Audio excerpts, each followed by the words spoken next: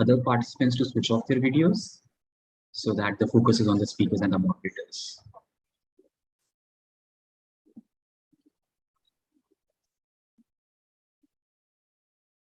Yourself. If I launch XYZ, will my customers lose?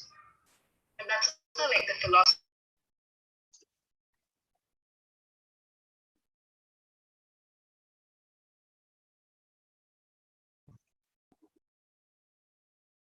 Hello to the students, academicians, policymakers, corporates, friends from media, ladies and gentlemen. A very good morning to all of you. I am Manjeet Bakliwal, an MBA PGPX student at the Indian Institute of Management, Ahmedabad, and I'm delighted to welcome you at the 5th edition of the Red Bricks Summit, one of the most admired annual business symposium in the world. In 2047, we, the citizens of India, will celebrate the centenary of our independence. Our vision for the country is to become a developed and prosperous society, which is a role model for other nations as well. Particularly for the energy sector, our aim is to deliver universally accessible, reliable, and sustainable energy at rational prices to all the segments of the society. Through back-to-back reforms over past few years, India has already made huge strides towards this goal. In 2018, India celebrated a landmark feat in power sector by achieving electrification of all 5,97,000 census villages. By 2019, India crossed another milestone of achieving 99.99% household electrification. In 2020, before COVID-19 pandemic hit us, we were already made a huge leap in providing LPG and PNG connections to almost 99% households, enabling them to meet their energy requirements for cleaner fuel for cooking. However, COVID-19 has brought the unprecedented disruptions to our economy. All the major countries have been forced to rethink what the energy choices do we have for now and how we can align them for the future. In this context, we have today with us two passionate speakers, Mr. Rajnath Ram sir and Mr. Ashu Shinghal sir, who will share their amazing insights on the theme of energy security in precarious times. We are delighted to welcome both of you, sirs. But before we proceed with the panel discussion, please allow me to introduce you to our audiences. Friends, our first panelist, Mr. Rajnath Ram sir, is an MBA graduate from the esteemed Faculty of Management Studies, Delhi. Currently, as advisor at NITI Aayog, he is leading the entire energy vertical. Mr. Ram sir is the in charge of programs and policies related to fossil-based energy, renewable energy, atomic energy, and the power. Mr. Ram is heading various committees on energy supply, on energy security in India. He is also looking after energy data management and modeling for the future. On behalf of the Apex planning arm of Government of India, Mr. Ram has collaborated with several renowned and foreign agencies in the energy industry. And if you have read any recent reports or commentary on energy sector in India, I'm sure Mr. Rajnath Ram sir has contributed in the preparation of it. Our second panelist, Mr. Ashu Shinghal sir, is a mechanical engineer from the esteemed NIT Silchar. In addition, he holds a Master's of Business Administration degree with specialization in operations management. Mr. Shinghal has a rich and diverse experience of more than 30 years in hydrocarbon sector. Presently, in capacity of Executive Director, he is heading the corporate strategy, planning, advocacy, risk management, and total quality management departments at GAIL India Limited. Mr. Shinghal has also represented the Indian industrial delegation in prestigious international visitor leadership program by United States government. Mr. Shinghal is currently serving as the director on the boards of ONGC Petro Additions Limited, OPAL, and Talcher's Fertilizers Limited, TFL. In past, he has also served as director on the board of Mahanagar Gas Limited. Before we reach to our esteemed speakers, I would like to request my co-moderator and the president of Energy X Club of IIM Ahmedabad, my friend, Mr. Salil Khare, to say a few words. Over to you, Salil. Thank you, Manjeet.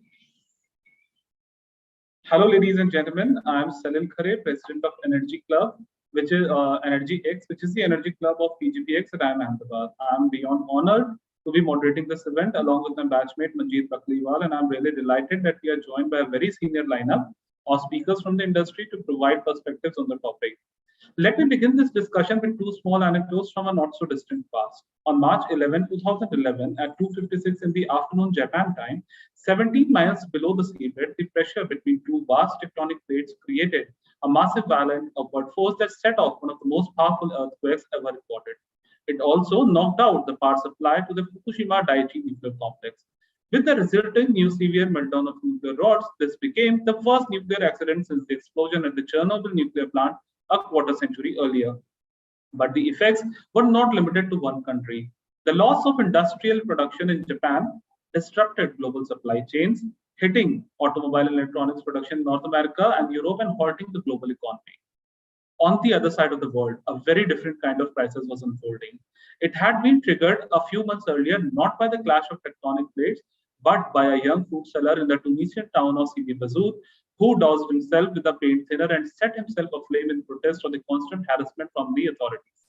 His story and the ensuing demonstrations, transmitted by mobile phones and internet, soon swept across Tunisia, the rest of North Africa, and the Middle East.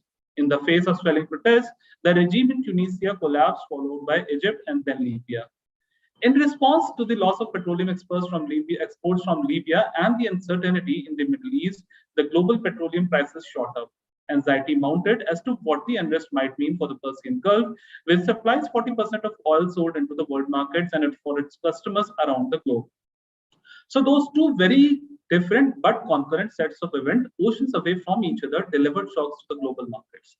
The renewed uncertainty and insecurity about energy and the anticipation of a deeper crisis underscored a fundamental reality: how important energy is to the world. Today, in this panel discussion, we will try to walk through that question in the Indian context.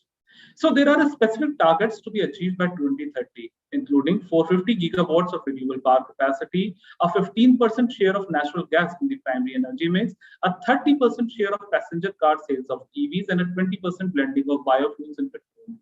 There are also targets for increased energy efficiency across sectors: affordable housing for all, the electrification of railways, the reduction of crude oil imports, and the ending of coal imports in the 2020s. Three fundamental questions will shape our narrative today in this discussion. Will enough energy be available to meet the needs of a growing India? And at what cost and with what technologies? Meanwhile, I will also request our audience to ask questions in the chat box. We will be feeding those questions into the debate, hoping to mimic the live experience as much as possible.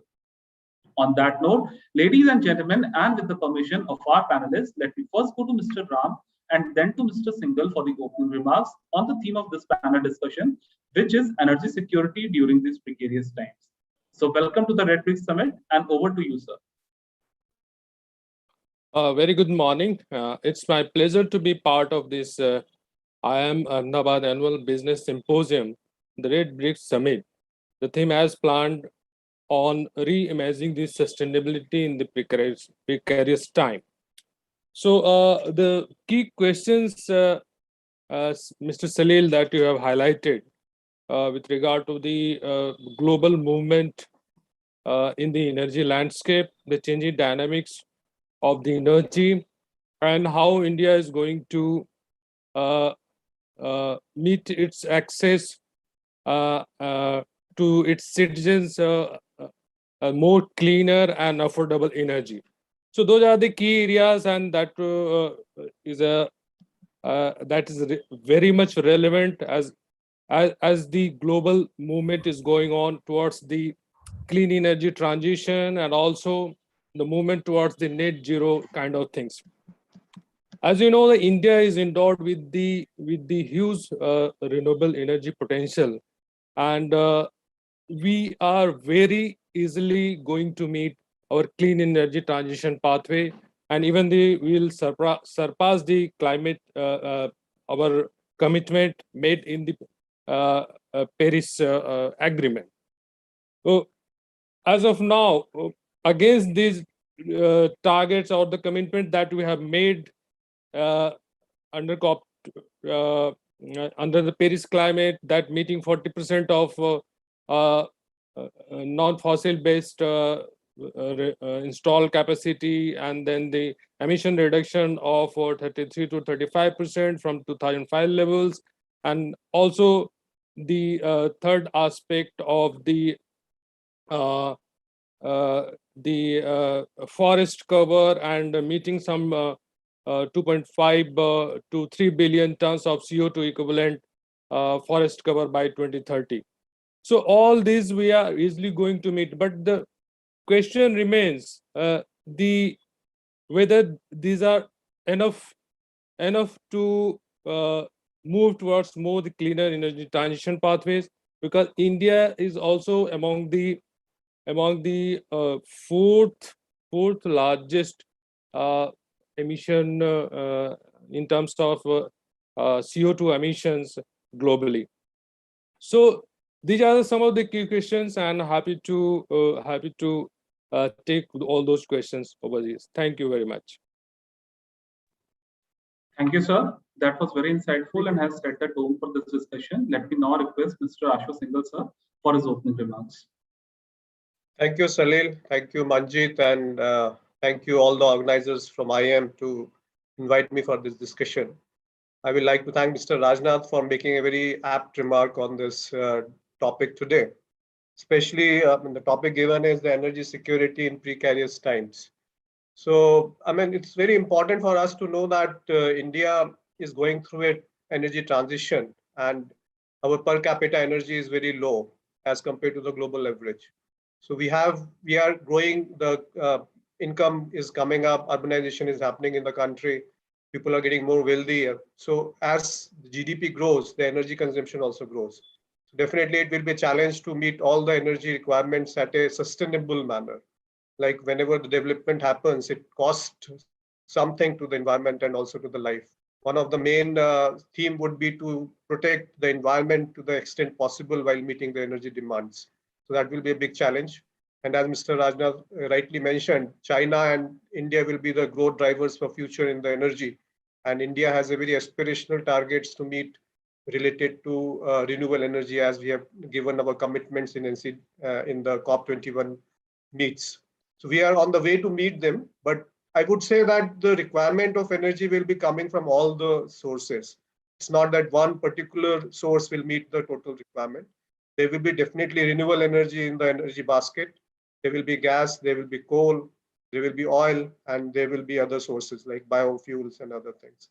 So mix of it will be meeting the requirement. There are two important aspects which I like to highlight. One is the affordability. Right now, energy security is not an issue because there is surplus of energy. Now we are getting renewable into the fold, and the renewable energy is going to go up like anything. We are absolutely right. Mr. Rajnath mentioned that we are endowed with solar energy in ample quantity. So as we start tapping that, we have seen that rates of solar energy has come down from 20 rupees per unit to less than 3 rupees per unit, which is an encouraging thing for us. But sun doesn't shine all the time. Wind doesn't blow all the time. So you need to have some integration with other sources as well. As we are a coal-based economy primarily, we have set our targets to go to gas-based economy.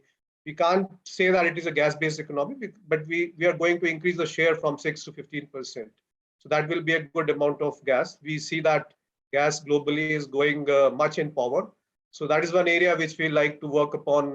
Maybe NITI Aayog and other Ministry of Power, Ministry of Petroleum will play an important role in making policies which enable gas into the power sector. So those are some areas which we need to work on. We have to create an infrastructure, and that infrastructure needs to be less carbon intensive, more friendly to, more accessible to the lesser parts of the countries. Like one example I would like to give is the Pradhan Mantri Urja Ganga pipeline. That is the gas pipeline connectivity from the northern part of the country to the eastern part. And further from the eastern part, it is going to the northeast. That is the Indraprasth gas grid. So the whole country is going to get connected. Recently, we got the infrastructure ready for in the southern part of the country. So a national gas grid is being planned. Currently, 19,000 kilometer pipelines are there in the country of gas. It is expected to move to 35,000. And gas share should come up from 6 to 15%. Gas will play a key role in integrating the energy requirement and intermittency and unpredictability of the solar and the renewable part.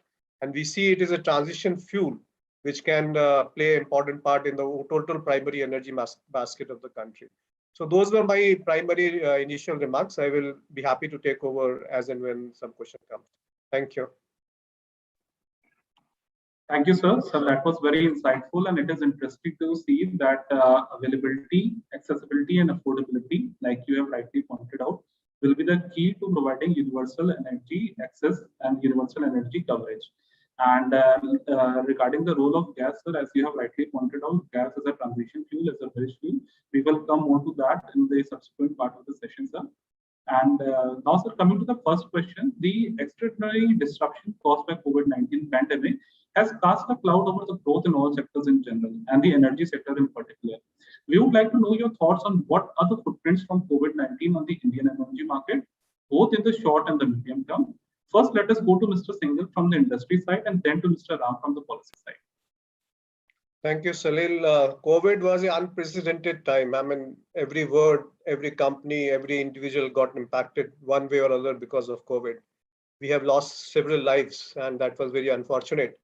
But the good part is that it has now subsided, seems to be subsided, and hopefully there is no third wave in India, and the rest of the country, rest of the globe also gets down with it. So it has impacted in a big manner. Some of the negativities or the negative things which has, the way it has impacted, everybody knows about it. I would like to say that it has have some positive impacts also. Like we are connected with Ahmedabad and sitting at our home, and the technology has taken over, right? Otherwise, somebody saw a conference like this, maybe Mr. Nath, Mr. Ram or I would have to travel, or maybe would not have time to come over and take over. But the confidence that technology can take it over, and maybe this will become the way of life going forward. The number of global conferences will come down because we have seen the impact it has is okay. It is not as impactful as physically going and meeting, but it is nevertheless not less impactful because we get right people sitting at their convenience and addressing that would not have been possible otherwise. So that's the plus side, some positive aspect of COVID. But the negatively, yes, it has impacted very badly the whole sector. The country was under lockdown. There was total seizure. So gas, if I talk about gas sector, the vehicles were not moving. The industrial supply chain was disrupted. Although GAIL comes into the essential services, so we kept our plants operating, the LPG plants and the petrochemical plants and the pipelines kept running. LPG pipelines also kept running. So there was no shutdown as such of the plant, barring that once in the petrochemical, once we got some stocks were high and there were no place to stock it. So we were shutting it. We had to shut down for some time, but as soon as the supply chain improved, we have resumed the supplies.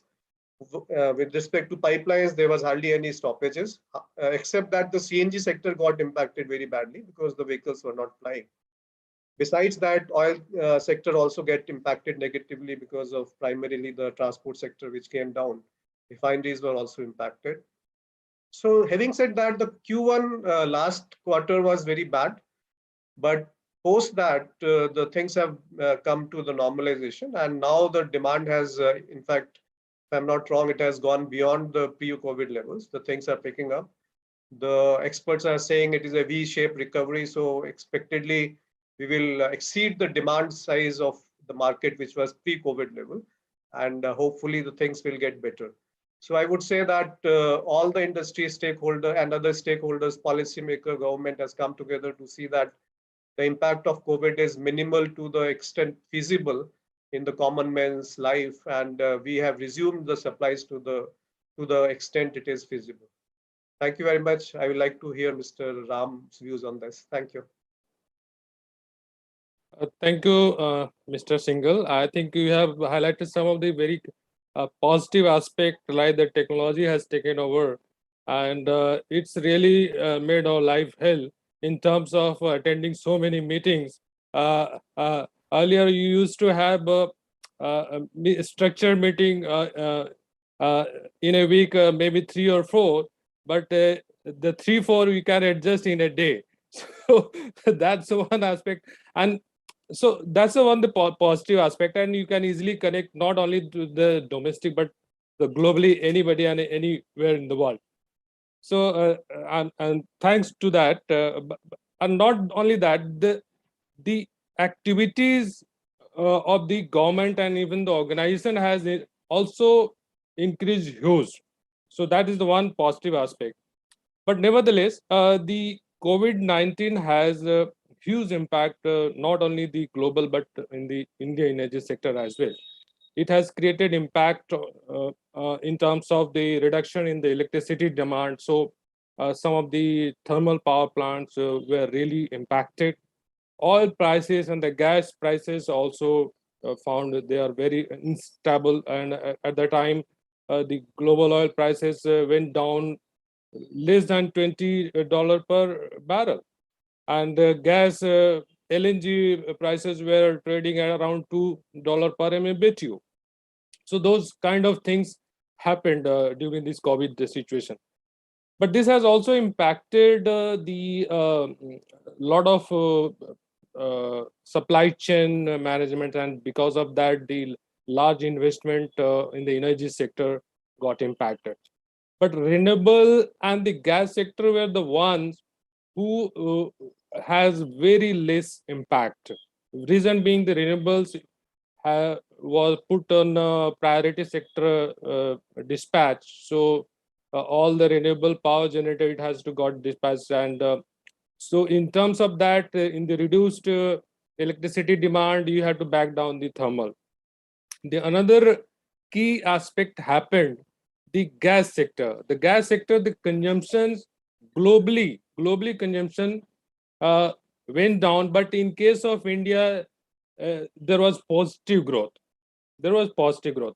The reason being, because the gas sector, the consumption sector pertains to the cooking, the fertilizer, the agriculture activity, you can't stop that. So you need the fertilizer. So that went on, and even there were minor effect on the transportation side, where the CNG pump station were closed, and because of the lockdown, the some impact was there.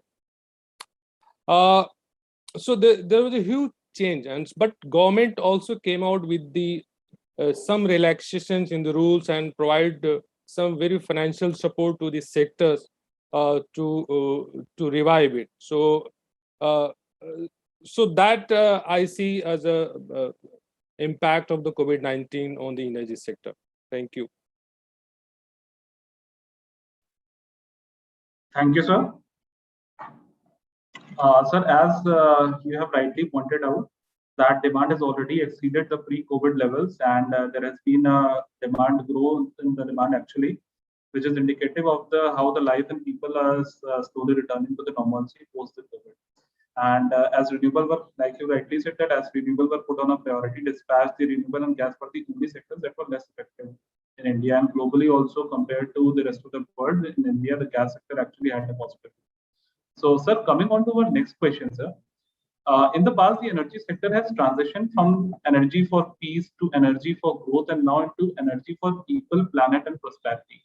Energy sector is undergoing a sea change both globally as well as domestically.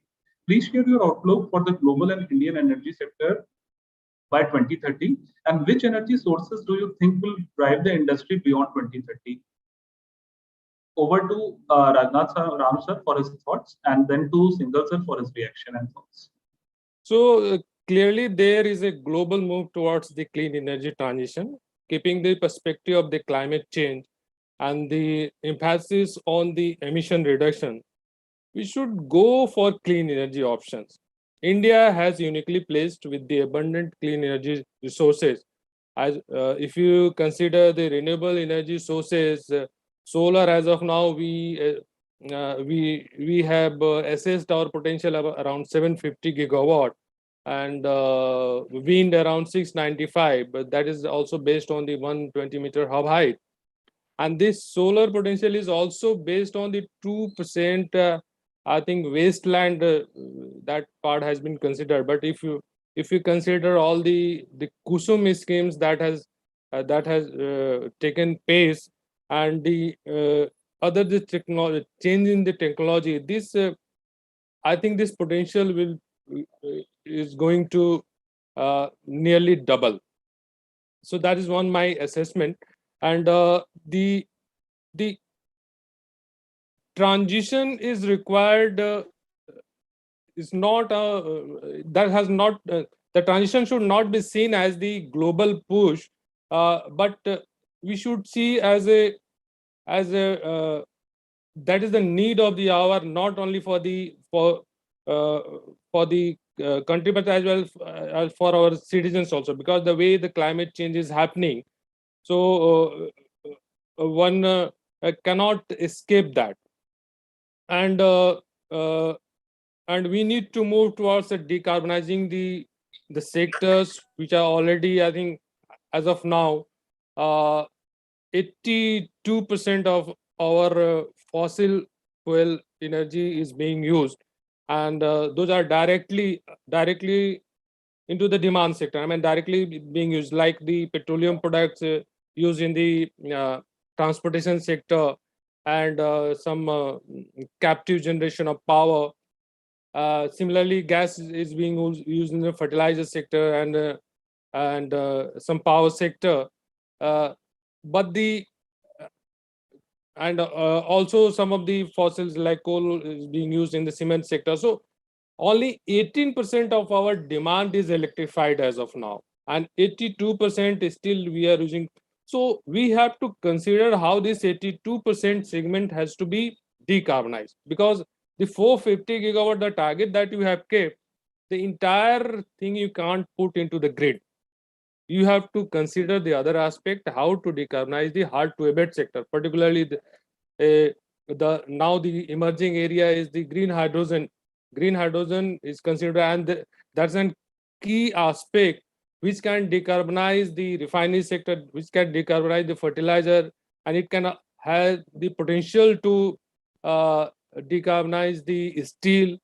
And then in the long term, the large commercial vehicle can be also put on the fuel cell of the green hydrogen. So the clearly, I mean, these are the area we need to consider, and these are the emerging areas, and that would not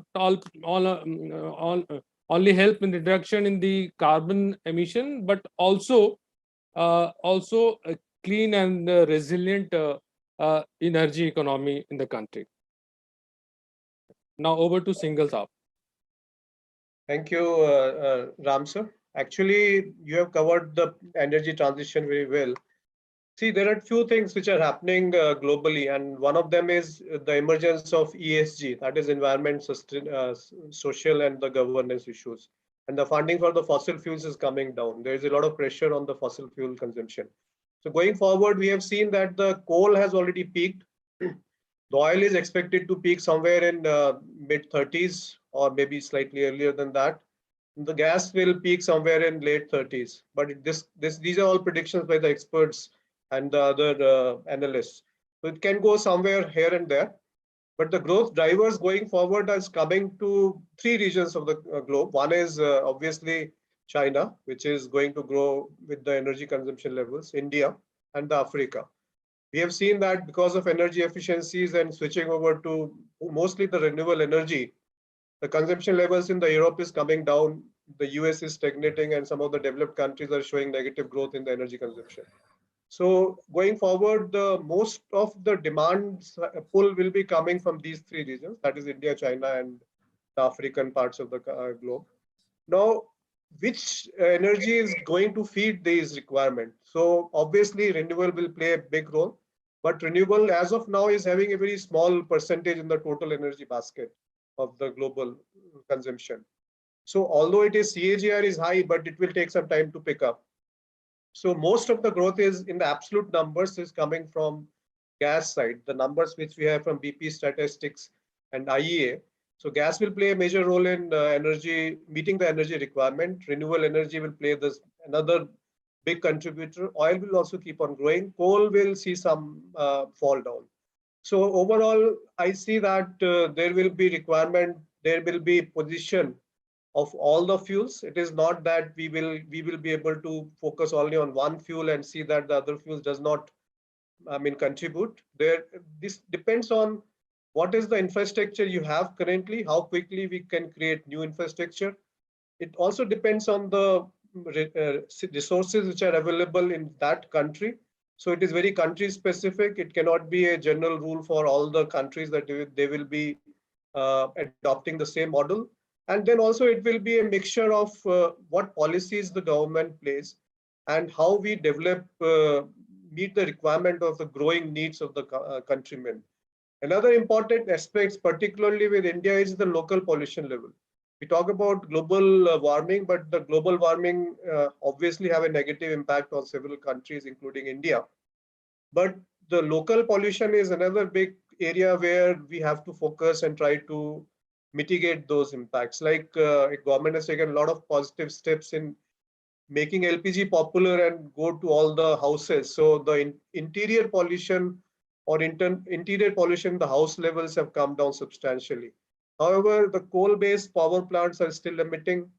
The oil-based, diesel-based vehicles are still emitting, and the local pollution and some of the cities is very bad.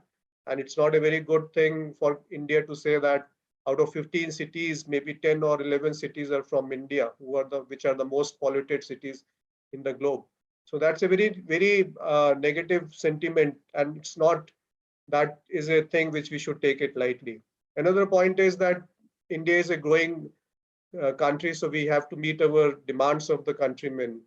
And thirdly, the infrastructure needs to be developed. That should be developed in a least carbon intensive path. And we should be able to meet the requirement of all the countrymen, which is more sustainable.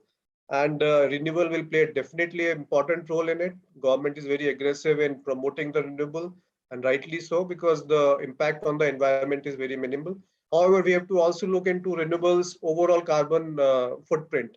Like if we talk about electric vehicles, there will be some issues related to disposing the batteries, and then we are importing some of the batteries or the modular cells. Solar panels disposal will be an issue.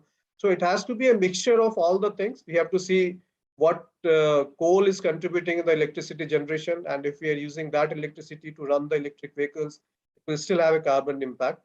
So we have to mix and balance. The energy transition will definitely take place in a manner which is the least cost to the consumer, and government will play an important aspect and important role in giving that a shape in what energy mix we should have by 2030 or 2040.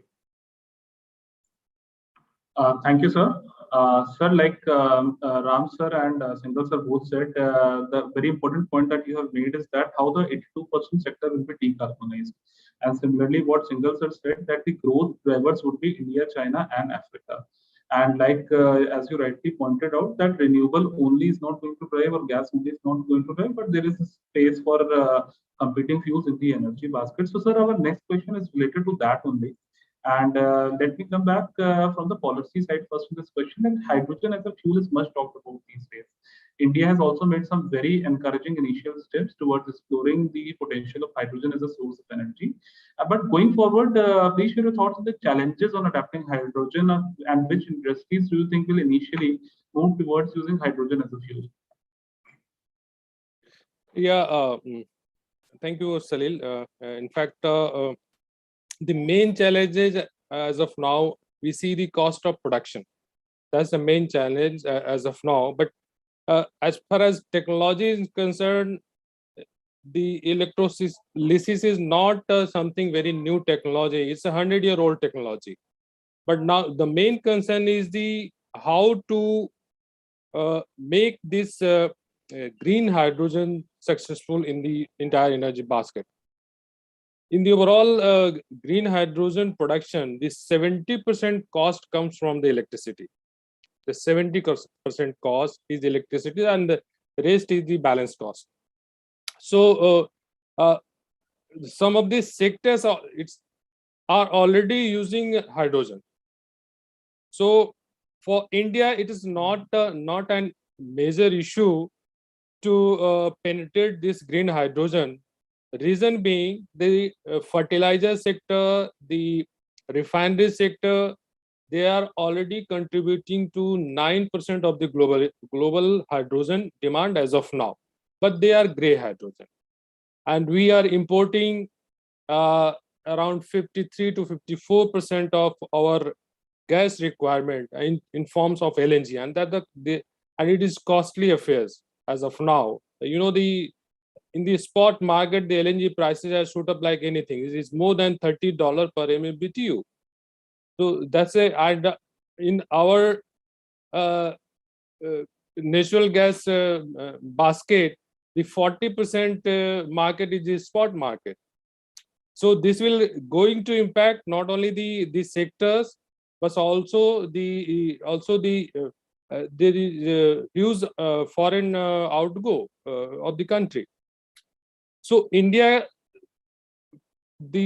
since it is uniquely placed in the geographical map, and already the solar tariff has come down, and it is roughly touching around 2 rupees per kilowatt hour. And our aim is to further reduce this tariff. And already Saudi Arabia and some of the Middle East countries has reached to the 0.7 rupees per kilowatt hour. So that kind of tariff. And the main reason for this is the low cost finance. The Saudi, why it has achieved? Because of the low cost finance, because their interest is hovering around 2 to 3%, and as of in case of India, we reach to around 10 to even we have access of the global financial institution, but putting the hedging risk and the other service charges, etc., it reached to around 10 to 12%. So that really impacts the cost of our renewable power. So that is something India should aspire, and we should really negotiate even in the Glasgow summit, at how this low cost finance should be made accessible for India, so that our green hydrogen economy is successful. And India is putting its all effort, and parallelly we are also trying. Suppose this green hydrogen is transmitted. Suppose renewable power is transmitted, and you are locating plant somewhere else rather than the rich renewable resources. So the waiver of interstate transmission charges, I mean, those kind of thinking is going on, and then providing some kind of incentive even at the distribution level, so that if you want to locate a plant at a particular location and you want to transmit the same cost of power at the different location, so that would make with your green hydrogen successful.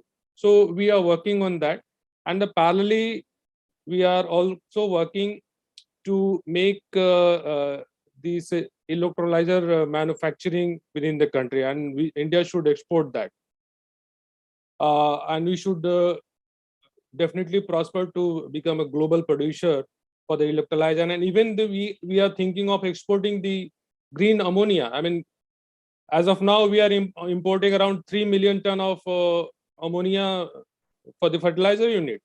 So that can be easily replaced with the green hydrogen.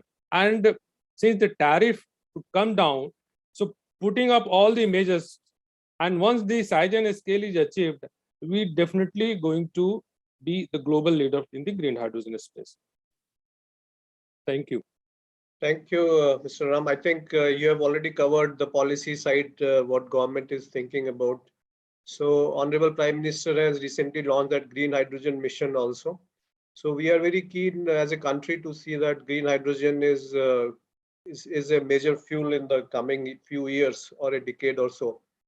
Main thing with hydrogen, the plus side is that it can replace almost all the fossil fuels, and hard to abate industries can be replaced by the hydrogen. And if it is coming from the green sources with the green electricity and electrolysis process, so it will have very less carbon footprint. And more so because if we have 450 gigawatt of renewable energy by 2030 or so, so that much of peak demand will not be there. Perhaps it will not be there. So whatever curtailment is happening to the peak production of the renewable energy can be definitely used as in storage, in the form of storage, and producing that, using that electricity to produce green hydrogen, and then that green hydrogen or green ammonia can be used as a fuel in different industries. So it will be a compatible thing with other renewable sources. What I want to say is that all primary energy sources will come together to see that the impact on the environment is minimal. Now, government is also talking about having some mandatory requirement of producing, using hydrogen in various industries like refinery, steel, and various other industries to take minimum some percentage, maybe 10% or so of their steel should be green steel, or it should be green ammonia or green refinery, whatever, I mean, green petrochemicals. So wherever the fuel is being used, hydrogen can definitely play an important role. The biggest problem, which Mr. Ram also mentioned, is the affordability issues. So if interstate transmission charges are waived off, if we can wheel green electricity from various parts of the country, especially from the places where the electricity, green electricity is being produced, and that is wheeled to the place where electrolyzer can be put, and hydrogen need not to be transported from the place of production to other places, because if hydrogen is transported, then again it is a big issue which concerns the industry, because it will have cost. It is slightly dangerous. We have to create another infrastructure to transport it, or we have to use it, convert it into ammonia and then use it as a fuel and then transport it. So all that will add into the cost. So the best solution would be that we produce electricity at the place where it is being produced, and we wheel that green electricity to the place where the hydrogen can be used as a fuel, and we don't transport that hydrogen to other places to the extent feasible and possible. So it's a comprehensive solution. I mean, again, all these energy sources will play a role in the primary energy basket of the country, a complementary role, and they will support each other in meeting the energy demands as well as least polluting to the environment. Just to add, Mr. Singhal's point, we are definitely targeting some green hydrogen consumption obligation to these sectors like refinery, fertilizers, and even the steel. But some incentive has to be provided in these two sectors. And in the long term, we are looking for the commercial vehicle, I mean, a large commercial vehicle in terms of fuel cell. But all the new refineries and the fertilizer, we are trying to push the policy that let them they be 100% green hydrogen. It's not something kind of obligation kind of thing. They should be built entirely on the green hydrogen count. So that's the thinking going on. Thank you. Sir, from this discussion, out of the valid and pertinent points that you both have made, sir, what comes home to me is the policy intervention in the form of, like sir said, that the interstate charges should be waived off, and there should be a network for transmission of energy generated through the greener means, and mandatory usage of greener fuels, particularly hydrogen, and there should be an incentive mechanism for that kind of a thing to be taken up. I think, sir, those are very valid and pertinent points. And sir, before we take our discussion forward, can we take one question from the audience? Yeah, that will be better, because we have Please go ahead. less time, so it's better to take some questions from the audience. Yes, sir. Abhishek, please. Yeah. Thank you, sir, for the sessions. I have a couple of questions to both of you, Shinghal sir as well as Ram sir. First question is for Shinghal sir. Shinghal sir, recently in last 2 or 3 years, we have seen that PNGRB has been putting lot of efforts in opening up the gas market, and probably they are following up the electricity market reforms which we have seen in last decade or so. The energy market, electricity market design, similar kind of design is being pushed for the gas market also. We have seen the gas exchange has opened up. There has been a call from different sides of the unbundling of GAIL in different functions, like pipeline operator, gas supplier, or system operator also, because as of now we don't have any system operator in the gas. So where do you see GAIL as an entity adding value to overall supply chain if this gets unbundled? Thank you, Abhishek, for your query. So there are a few developments which have been happening in this side. One, you are very right. The gas sector is opening up, and it is moving in the direction of a power sector, which is a much more mature market. And they have an exchange. So recently, last year, the gas exchange also started functioning. There were talks about unbundling of GAIL earlier, but now maybe the discussion is around creating more transparency into the system, and transport system operator in line of POSOCO, which is there in the electricity sector, is being thought about, and maybe it is already announced in the budget. So maybe we will see a new company being formed, and that will play the role of transport system operator. Now, coming to infrastructure creation, there are 2-3 ways of creating an infrastructure which is more capital intensive. A long gestation period is there, and globally there are 2 ways. One is that either market supports the development of such infrastructure, and the cost is fairly, the investors or the developers are fairly getting a returns to it. The other way of doing it is that government supports the infrastructure creation, or they create the arms like public sector companies to develop the infrastructure. So GAIL being one company wherein we have been building the infrastructure. The PNGRB was formed in 2006. There have been a lot of bidding rounds, but there's not many private developers who have come up and started developing gas pipeline across the country. So mainly the PSUs and the state PSUs have started taking this onus and developing the infrastructure. So right now we have 19,000 kilometer pipeline in the country and expected to go up to 36,000 kilometers. And out of these additional 16,000, almost everything is coming from the PSUs. Some of the private sector have got the bidded pipelines, but the progress is slightly slow on their front. So once we have a matured market, wherein a lot of suppliers are there, a lot of customers are there, and a lot of interested parties are there to support the infrastructure development, and there is a market which develops and supports this type of investments. From there, unbundling should come up. So maybe government has thought that let the infrastructure in place for some time, increase the transparency. There is a regulator. There are other mechanisms to see that no undue advantage is coming to one player. We have GAIL has a open access portal already done in the, although it is not prescribed in the regulation, but last 2.5 years we have already have this open access portal which is displayed and anybody can book the capacity. Currently we are in the country, pipelines are running at 50% capacity. So there's no way and there's no reason for company like GAIL to stop anybody to book their capacities. And in fact, in our last 2.5 year experience, not a single demand has been rejected in terms of booking the capacity if it is available. On the pipeline side, so we want to increase the capacity because that will give us the returns. And the regulation prescribes that till the 75% mandatory requirement is there on which the tariff is calculated. So anything between from 0 to 75 is a gain to the developer. So we always like to bring in more gas in the transportation system, and government is taking several steps to see that there's no perception issues also with respect to a single entity doing both transportation and marketing jobs. Yes. Building on to the same question, what we have seen in the gas exchange, the kind of volume we have seen, the growth in that exchange, that is very small compared to overall market we have in the gas. And when we talk about having an infrastructure and mature market, the market is already there, but the volume in the gas exchange is not picking up. That points to the economical viability of gas as a source of fuel. So, and looking into international prices. So, what is your view that how we can actually push gas as a viable economical fuel, and what's your view on that?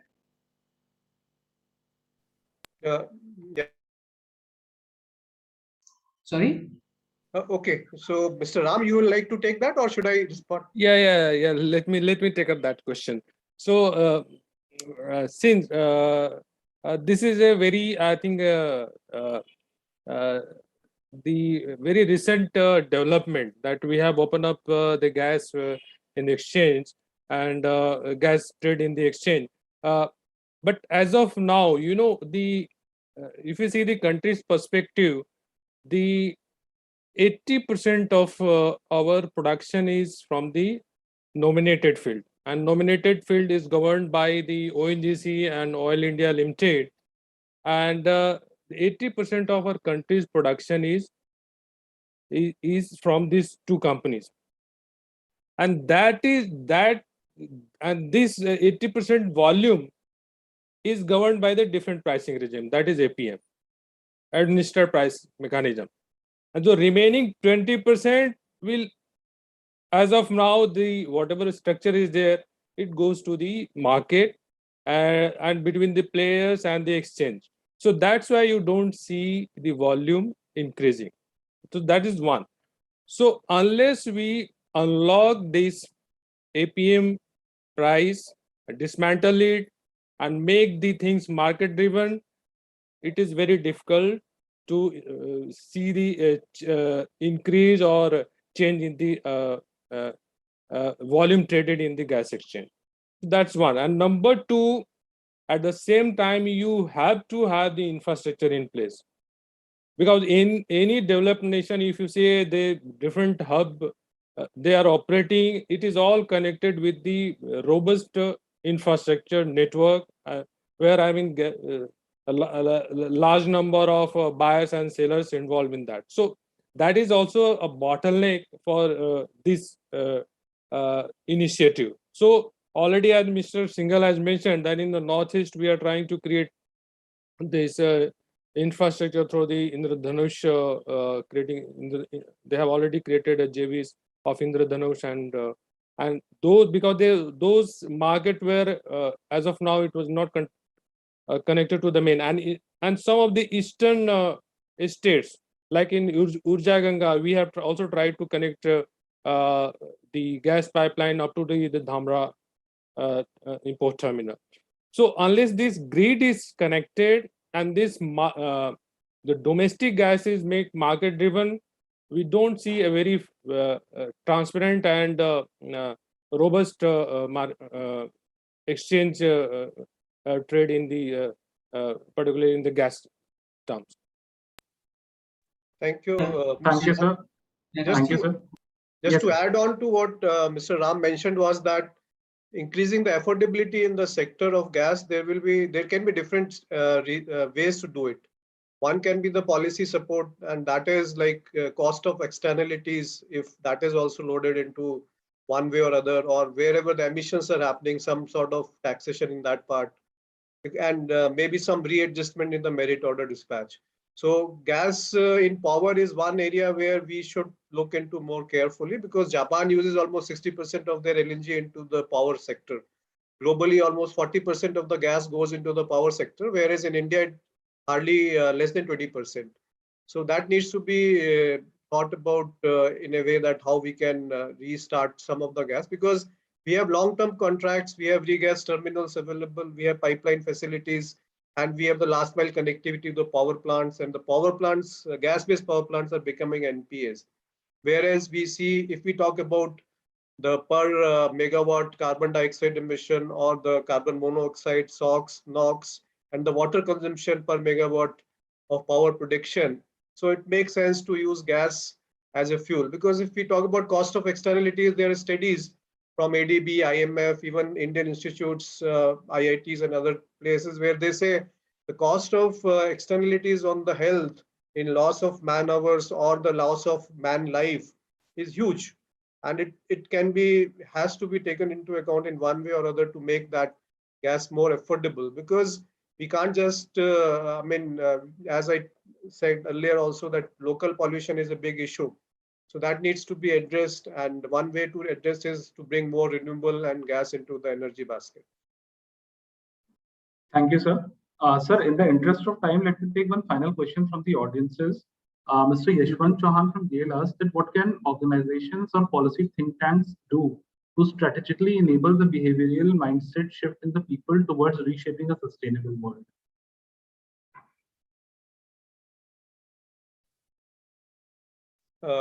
There are definitely several steps the government takes to make it a sustainable development. And Mr. Ram will throw more light onto it, being in NITI Aayog. But as far as I understand, like giving push on renewable side is a one big thing. There have been renewable have been made must dispatch status has been given to renew energy. A lot of incentives have been given to promote local manufacturing. Atmanirbhar Bharat schemes are coming up. So there are several ways to see that sustainable development takes place. in a more balanced manner across the geographies in the India. Maybe over to Mr. Ram, please. I think on top of that, we need to create mass awareness campaign, right? So that's also critical.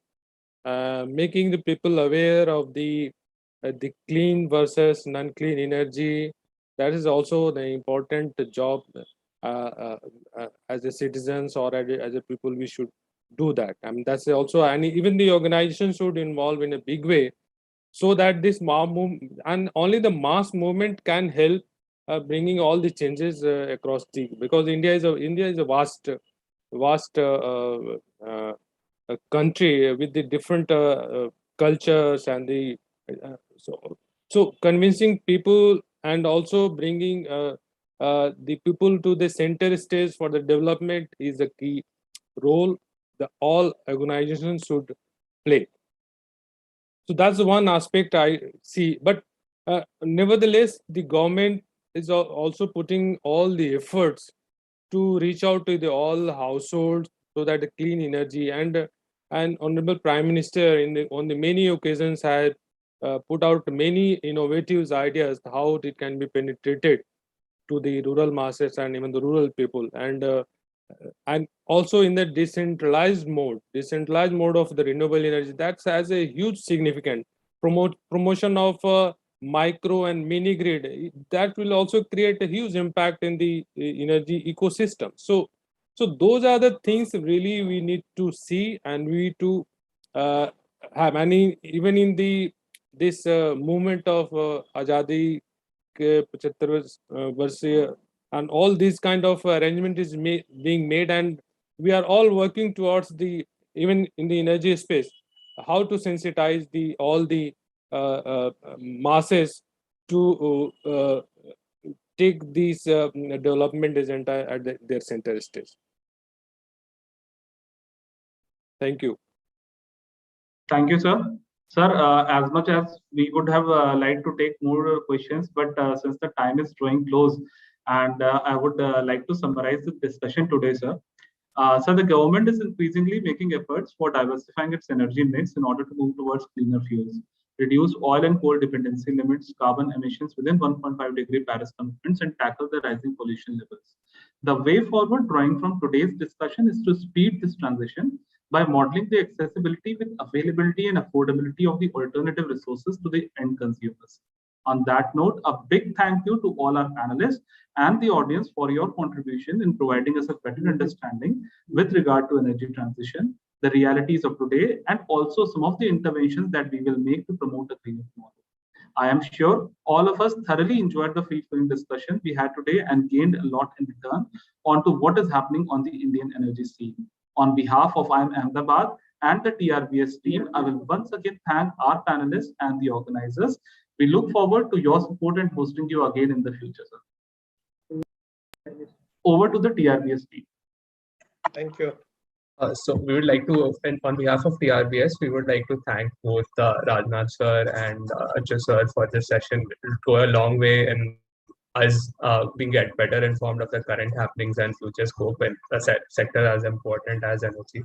Also, I would like to take this opportunity to thank our title sponsor, SBI. TRBS 2021 is brought to you by GRT. I would also like to thank our business partner, Buffetti Van Melle, and either of you, our knowledge partner. With this, we conclude this session.